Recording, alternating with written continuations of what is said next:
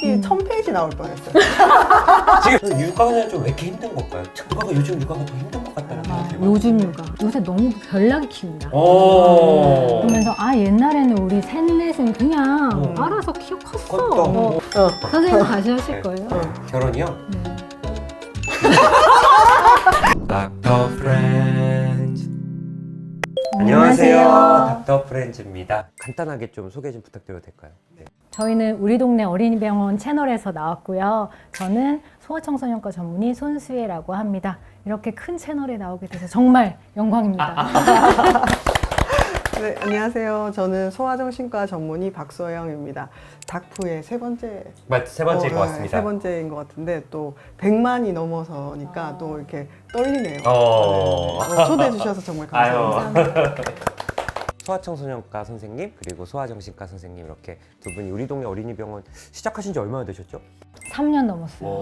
네. 더 오래된 것 같은데 그거밖에 안 돼요. 2020년 7월부터 저희가 아마 했어요. 정확히 기억하고 네, 오. 알고 있습니다. 닥프가 2019, 18년. 18년? 18년 5월 정도. 선배님. 와, 18년. 유튜브계에선 제가 선배지만 또 학교 선배님이시기도 하고요. 네네. 또 박소영 선생님은 뭐 아시는 분도 아시겠지만 또 저랑 의대 그 정신과 동기여가지고 같이 또 4년 동안 트레이닝을 받기도 했는데 저는 아직은 체감을 못하고 있어요.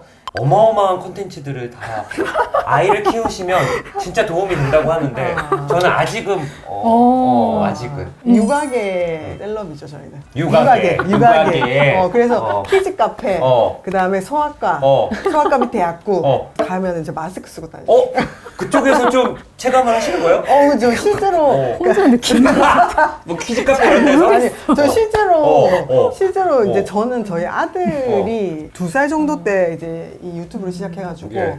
같이 이제 키우다 보니까 저희 채널을 구독하는 이제 구독자분들과 제가 가는 동선이 많이 겹쳐요. 애들이 많이 가는 곳에 가면은 꼭 한두 명씩 이렇게 혹시 우리 동네 선생님 이런 경우가 굉장히 많이 있습니다. 실제로 그래서 제가 도대체 뭘 하고 다니길래 사람들이 보냐 이렇게 얘기를 하죠. 그걸 우리 동네 그거 유튜브 보고 다니는 거 아니에요? 약간? 제가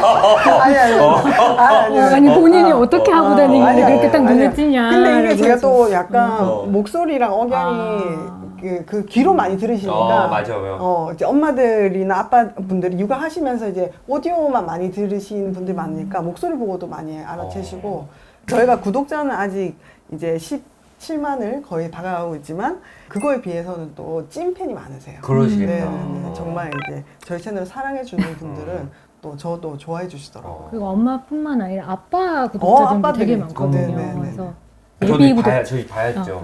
이제 많이 보시게 될 당연히 겁니다. 구독은 했지만 이제 미리 상상하면서 이걸 보기는 좀 어렵고. 그렇죠. 그쵸. 제 생각에 한 3달 후에 저희 부릅니다 다시 여기. 진짜 궁금한 거. 진짜 궁금한 거. 제발 이러면서 3개월 때도 그렇게 어렵나요? 아우 장난 아니죠. 그때가 제일 어려워요, 사실.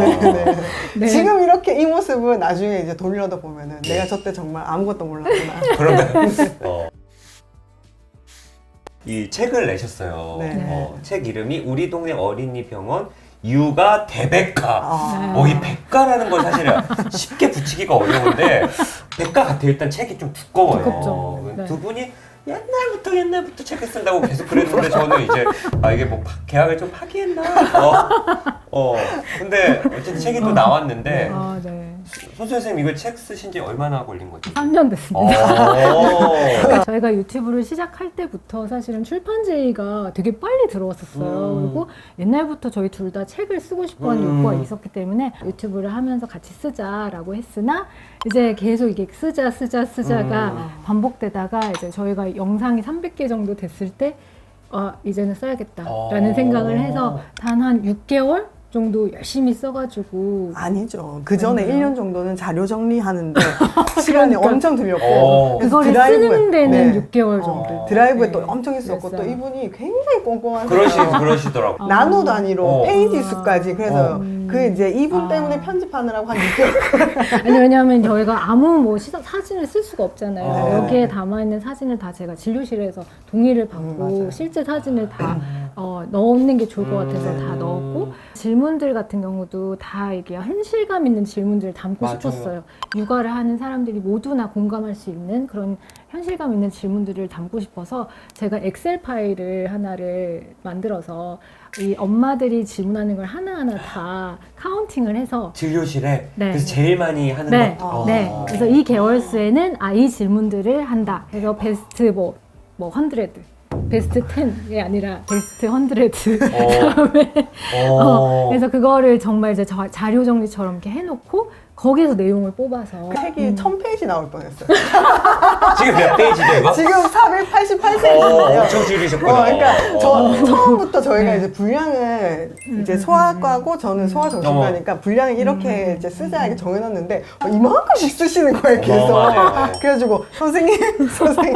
그래서 이제 편집자님이 저한테는 계속 줄이라고 하시고 이제 선생님한테는 저기 조금만 더 써주실 수 없나요? 아니야, 나 많이 썼어. 조금만 내용을 추가해 주실 수 없나요? 왜냐면 이게 또 소아정신과는 또 내용이 너무 깊이 들어가면은 이게 이제 또 오해를 할 수 있는 내용들이 있기 때문에 또 저희 책의 또 모토 중에 하나가 보통의 육아, 그러니까 평범한 육아, 책을 읽고 스트레스를 받거나 책을 읽고 오히려 막 불안해하거나 이런 거 나 안 했는데 우리 애는 왜 이런 거 안 하지? 이게 좀 너무 과도한 정보로 인해서 스트레스를 받는 거를 또 우리는 하지 말자 저희 책에. 그래서 정말 필요한 거 알면 좋은 거 말고 꼭 알아야 되는 거 이런 것들을 위주로 담아내느라고. 그리고 이제 질병에 관한 거는 다 뺐어요.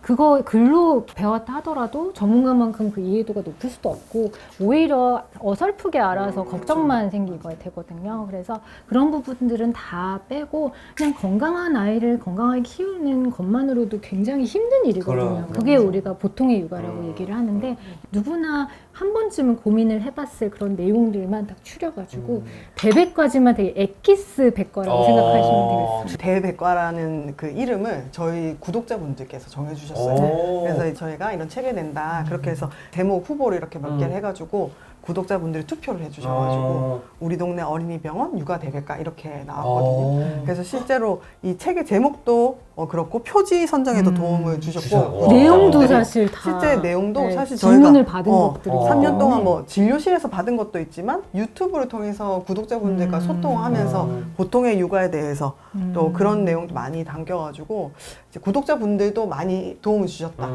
그리고 저희 이제 책에 손수혜쌤이 진료실에서 찍은 사진, 저희 채널에 편집자분 아기가 또 같이 크고 있었어요. 그때 돌이 안 된 즈음부터 같이 커가지고 편집자분한테 저희가 아기 이런 모습 좀 찍어주세요.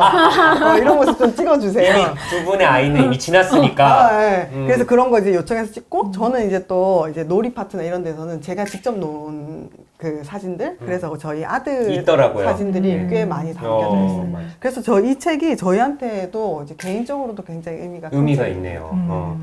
사실 많은 분들이 그렇게 진료실이나 뭐 손수혜쌤한테도 질문도 하시고 이 유튜브에도 막 질문을 구독자분이 남겨주시는 것들을 보면은 그만큼 부모가 된다는 거, 육아한다는 게 어려운 게 아닐까? 그래서 막 많은 분들이 조언도 구하고 막 고민도 하고 막 먼저 아이를 키우는 선배 부모님한테 물어보기도 하고 육아는 좀 왜 이렇게 힘든 걸까요? 그런 얘기 있잖아요. 옛날에 우리 부모님들은 뭔가 그냥 알아서 우리는 컸던 것 같은데 요즘 육아가 더 힘든 것 같다는 생각이 들거든요. 요즘 육아. 예. 그러니까 그런 얘기 많이 하세요. 진료실에서 할머니들이 요새 너무 별나게 키운다. 그러면서 옛날에는 우리 셋넷은 그냥 알아서 컸어. 근데 그냥 요새 엄마 아빠가 너무 유발나게 이러니까는 요즘 육아 너무 힘들게 하는데 이렇게 얘기를 하시는 거예요. 근데 저는 이제 그분들한테 요즘 육아가 진짜 어려워요 라고 말씀을 드려요. 어려운 게 맞아요. 네, 맞아요. 그게 그냥 어렵다고 느끼는 게 아니라 어려운 게 맞고요. 근데 그 이유 중에 이제 두 가지가 있는데 옛날에는 이제 아이를 키울 때 정보가 너무 없어서 힘들었다면 지금은 정보가 너무 많은 거예요. 그리고 내가 보고 싶지 않은 것들을 너무 많이 이제 접하게 돼요. 예를 들어서 노출되어 있는 노출돼 있어. 그래서 예를 들어서 뭐 SNS는 10년 전만 하더라도 이렇게까지 활발하게 안 했었잖아요. 근데 그냥 조동 모임 가서 딴 애가 이렇게 하는구나. 아니면 거기서 정보를 얻거나 뭐 이런 정도였는데 지금은 조동 모임 없더라도 그 엄마의 SNS에서 쟤는 뒤집기를 했네. 근데 우리는 왜 안 하지? 저기에는 뭐 어디 여행을 갔네. 아니면은 저 육아용품이 막 이렇게 인스타에 막 광고로 뜨는 거예요. 이거 없으면은 왠지 안 될 것 같은데 이거 사야 되나? 그러니까 계속 정보들이 많이 이렇게 나오는 거예요. 그걸 내가 보고 싶지 않아도 나타나요. 그리고 옛날에 비해서 뭐 검진, 접종 이런 것도 굉장히 많아졌거든요. 그래서 병원에도 자주 가게 되면 또 이 아이의 뭐 키가 잘 자라는지, 몸무게가 잘 크는지 이런 거를 엄마 아빠가 계속 피드백을 받게 되니까 이런 것들을 엄마 아빠가 모르고 있다가 그냥 한꺼번에 이거를 알려고 하면은 어렵게 느껴지는 거죠. 그래서 그냥 대충대충 키우는 시대가 아니기 때문에 저는 요즘 육아가 어렵다고 저는 생각을 하고, 두 번째는 현대 사회는 이렇게 트렌디하게 변했는데 약간 아직까지 우리 사회의 그 인식이 좀 아직은 구시대적이라고 생각해요. 그래요? 무슨 그래서 예를 들어서 엄마 아빠 다 맞벌이도 하고 아기 낳고 또 가가지고 저기 일도 하고 이런 것들은 다 요새 너무나도 당연하게 생각을 하잖아요. 그런데 뭐 부모는 이래야 돼, 뭐 아이를 키우는 엄마는 이런 모습이어야 돼, 이런 그냥 사회적인 인식은 아직까지 되게 강하다고 저는 생각을 해요. 그래서 예를 들어서 엄마가 일을 하고 있었는데 한 3, 4개월 정도 키우고 육아휴직을 더 이상 쓸 수가 없어서 일을 해야 돼요 상황이에요. 그래서 아이를 어린이집에 맡기고 일을 나갔어요. 근데 애가 막 아픈 거예요. 그러면은 이제 엄마한테 비난의 화살이 또 날라와요. 일찍 보내서 너 일찍 보내서 이렇게 폐가 약해진 거다.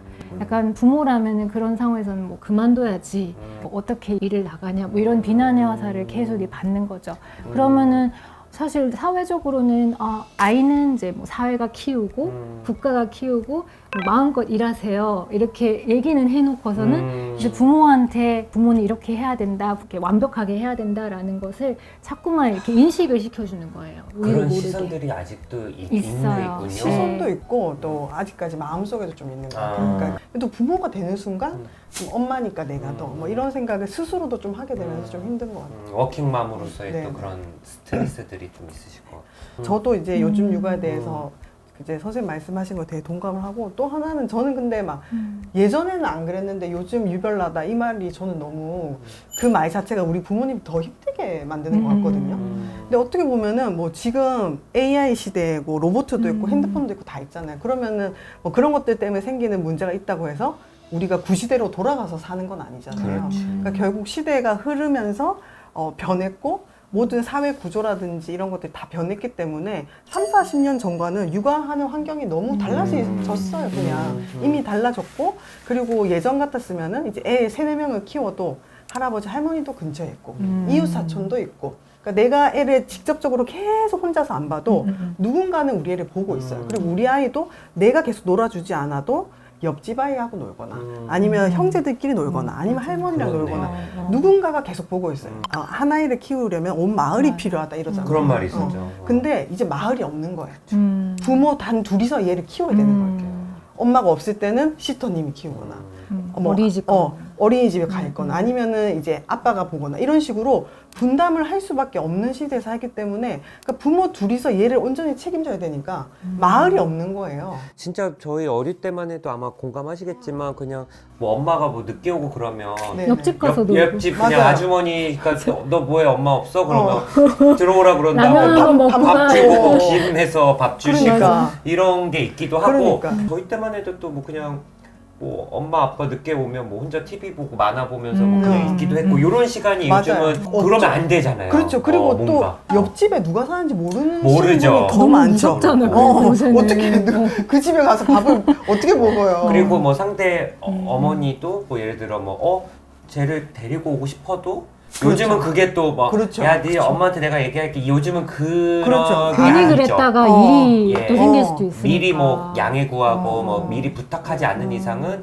먼저 나서서 뭐 이렇게 해준다는 게 상상도 좀 못하는 시대가 그렇죠, 되긴 한 것 그렇죠. 같아요. 어렵죠, 그렇게. 그래서 최근에 저희 아들 어린이집 엄마들이랑 이렇게 좀 알게 됐는데 같이 놀면서 엄마들이 아이의 마을을 만들어줘야만 되는 시대에 우리가 살고 있다. 근데 그게 되게 공감되더라고요. 자연스럽게 이렇게 만들어지는 게 아니라 뭐, 인위적으로. 네, 놀이터에서 잠깐 놀 수는 있지만 얘네가 어린이집 끝나고 나면은 다 각자 집으로 가거나 아니면 어디 뭘 배우러 가거나 이렇게 가니까 어딜 가지 않는 이상 자연스러운 마을은 없는 거예요.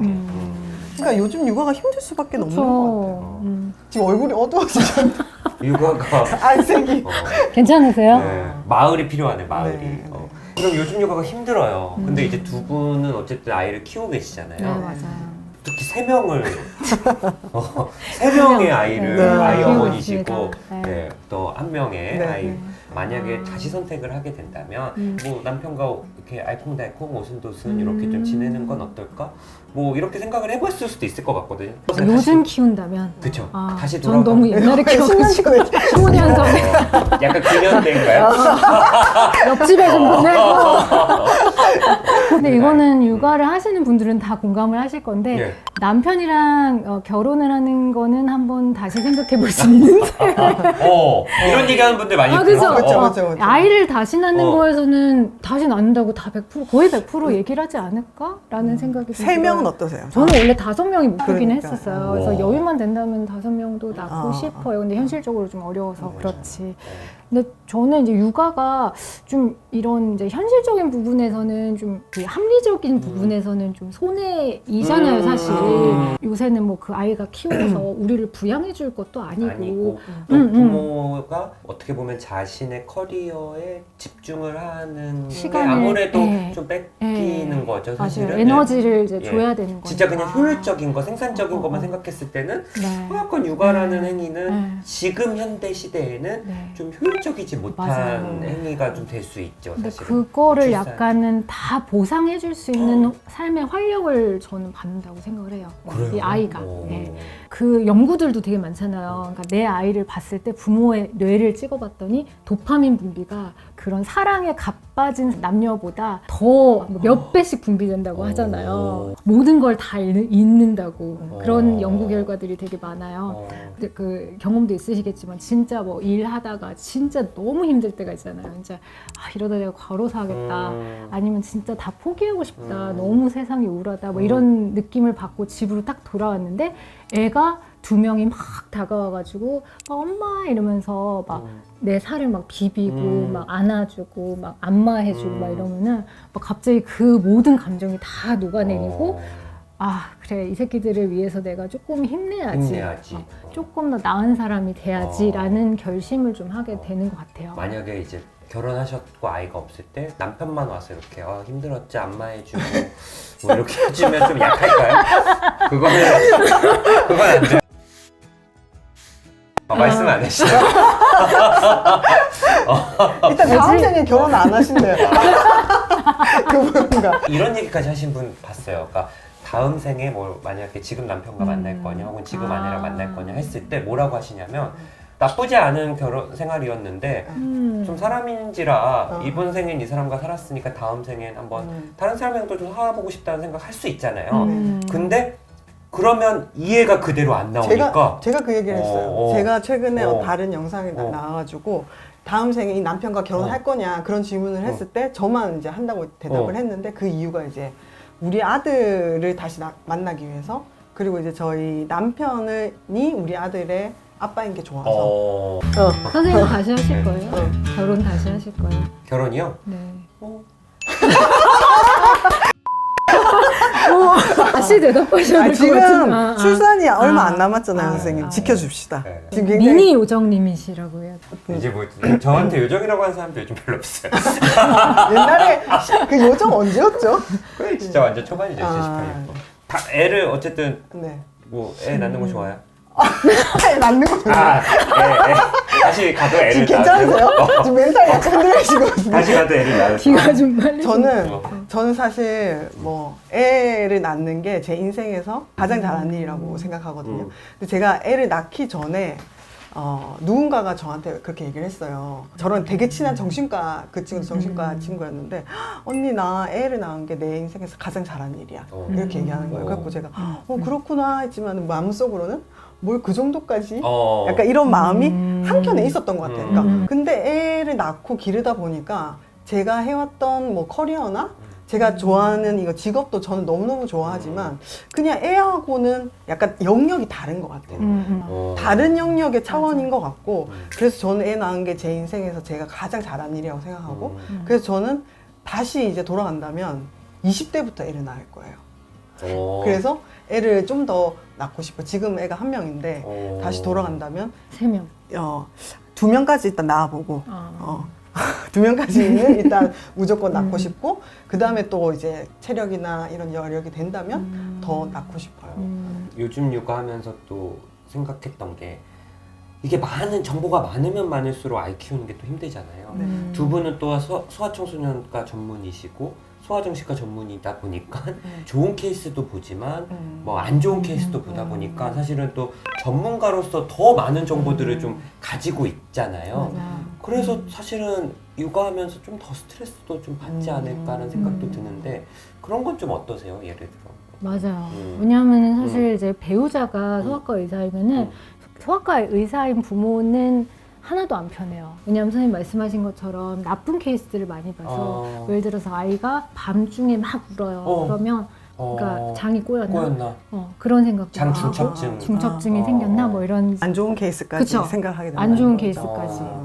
저희 아이가 굉장히 잘 자는 아이였었는데 첫째가 걔가 이제 뒤집어서 자면은 애가 가끔씩 숨을 안 쉴 때가 있어요. 그러면 제가 코에다가 계속 이거를 네, 손을 대서 살아있나? 막 이렇게 괜히 발가락 꼬집어보고 막 이런단 말이에요. 의사가 아닌 이제 다른 배우자는 굉장히 좋죠. 알아서. 네, 굉장히 편하죠. 저는 약간 이게 성향 차이인 것 같아요. 그러니까 이제 선생님은 워낙 꼼꼼하시고 이제 그런 성격이신데 저는 걱정을 많이 하는 스타일은 아니다 보니까 소아정신과 전문이라서 사실 더 걱정되는 거는 크게 없었고. 그래요? 네. 그리고 아이를 키우면서 저는 소아정신과를 한 게 정말 아이를 키우는데 너무 도움이 된다고 느꼈던 게 진료실에서도 많은 아이들을 보지만 그 아이들을 쭉 볼 수는 없잖아요. 그런데 우리 아이를 낳고 나니까 그게 더 와닿는 거예요. 그래서 제가 아이를 키우는 게 소아정신과라는 커리어에도 좀 도움이 더 되는 것 같고 또 한편으로는 제가 배웠던 그런 발달의 막 단계들이 있잖아요. 3개월에 까르르 소리를 내면서 웃는다. 그 전까지는 애들이 이제 약간 미소 띄거나 그러다가 이제 발달의 단계에 3개월에 까르르 소리를 내면 웃는다. 4개월에는 반려동물을 알아본다. 뭐 그런 식으로 이제 전공의 때 공부를 한 게 있는데 제 아이가 3개월에 소리를 내서 우는 거예요. 근데 그런 순간들이 너무 재밌는 거죠. 그러게요. 그 4개월 때 저희 집에 있는 강아지가 있었는데 그 전까지도 뭐 같이 있긴 했지만 그때 정말로 관심을 보이는 거예요. 4개월 때. 근데 그런 식의 것들을 보면서 좀 이 아이를 가 어떤 상황인지 얘가 어떤 머릿속에 어떤 생각인지 그런 것들이 제가 가지고 있던 전문 지식과 이렇게 합쳐지는 느낌이 되니까 더 이렇게 저한테 여러모로 좋았던 것 같아요. 이걸 확인하지 않는 이상은 그냥 계속 그냥 외우는 것밖에 안 되잖아요. 의미 없이. 저 같은 경우는 이제 계속 외우는 건데 이제 아이가 그대로 진짜로. 이렇게 코스대로 가고 있는 거 보면은 네. 더 좀 기억에 남고 네. 또 그 또래 아이들 보면 얘네도 그런 게 되겠다 맞아요. 뭐 이런 게 또 맞아요. 보이고 네. 그럴 것 네. 같아요. 네. 사실은. 제가 옆에서 보면은 선생님이 또 소아정신과 선생님이어서 네. 그런지 되게 잘 놀아줘요. 되게. 얘랑 같이. 어. 그래서 제가 한 번은 아들이랑 노는 거를 봤는데 약간 아들이 선생님을 놀아주나? 이런 생각이 들 정도로 너무 신나게 같이 노는 거예요. 그거는 소아정신과에서 아, 그런 게 그런 거 아니라 원래 노는 거를 잘하는 스타일이어가지고 아, 그랬구나. 예전에 뭐 뉴욕 학회를 저희 6명이 갔는데 10분 단위로 여행 계획을 짜요. 갑자기 그 얘기가 왜 나와? 10분 단위로 어떻게 여행해요? 새벽 몇 시부터 일어나가지고 몇 시부터 일어나서 새벽부터 뭐 시작해. 차를 마시고 뭘 가고 그래서 저희 그때 동기 6명이 이제 12시인가 1시 돼서 이제 우리는 각자 숙소로 갔는데 그때 자기는 또 무슨 새벽에 뉴욕에 무슨 재즈바를 가고 지금 뉴욕 얘기하는 거예요? 뉴욕 얘기 시작하는 거예요? 괜찮겠어. 방구에서 오늘 인생 뉴욕 얘기했을 때 깔까? 워낙 노는 걸 좋아하니까 그랬구나. 애랑도 잘 노는 거예요. 그렇구나. 예. 아드님이 좀 힘들어 보이긴 하더라고요. 그렇죠. 그럴 수 있죠. 이게 사실 이 책이 저는 또 좋은 것 중에 하나가 이게 대백과다. 그럼 뭔가 우리가 백과사전이라고 하면